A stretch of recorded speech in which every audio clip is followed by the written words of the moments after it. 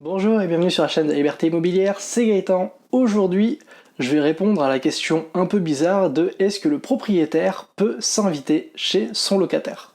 Alors, personnellement, je suis locataire et j'ai également un locataire.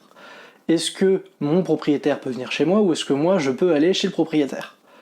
Déjà, il faut savoir qu'une fois que on est locataire d'un bien, ça veut dire que le bien nous appartient même temporairement. Le propriétaire n'a pas le droit de rentrer chez nous. Je n'ai pas le droit d'aller chez mon locataire, comme mon propriétaire n'a pas le droit de rentrer chez moi.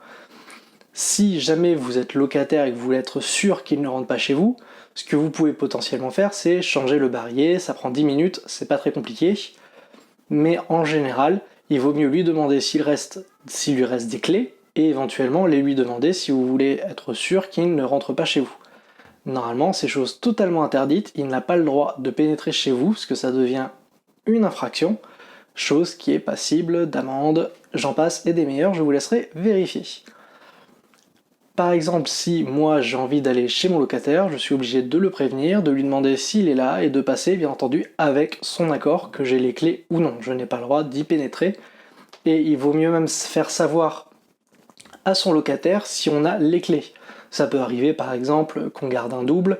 Par exemple, sur mon appartement, le deuxième, j'ai une porte blindée avec une clé à poing. J'ai une clé principale pour éventuellement la refaire. Cette clé-là, je ne la donnerai pas. Elle permet d'ouvrir la porte, mais c'est également celle qui est numérotée qui me permet de refaire un double. Du coup, celle-là, je ne peux pas la donner parce que si le locataire la perd, il faut que je change toute la porte. Chose que je n'ai pas envie de faire parce que ça coûte relativement cher. Donc cette clé-là, je vais la garder et j'informerai mes locataires que je possède un double des clés de l'appartement, mais que je n'y viendrai pas. De toute façon, je n'habite même pas à côté, il faudrait vraiment que je fasse le déplacement pour y aller. Mais au moins, ils seront au courant que j'ai la clé. Bon, dans ce cas précis, changer le barillet sera peut-être un peu plus compliqué, même si faisable. Ce sera en tout cas plus cher parce que le système de sécurité n'est pas le même. Mais si le locataire veut, il pourra le changer. Moi, en tout cas, je garde la clé principale de sorte à pouvoir y aller.